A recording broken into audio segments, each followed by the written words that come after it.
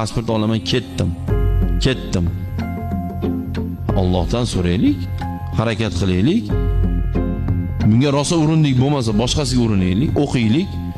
Bugungi bolalargachi biz o'qib nima bo'ldik demaylik. Biz o'qimadik, xor bo'ldik. Endi bolam o'qi deyish kerak. O'qimasang mandaqa bo'lasan sen. O'qish qatar deyish kerak. Chunki u bizni bu yoshligimizdagi davr emas hozir. Mutlaq o'zgardi. Talab boshqacha. Hayotda talabi o'zgarib ketdi. Ilmsiz odam xor bo'laveradi bundan keyin.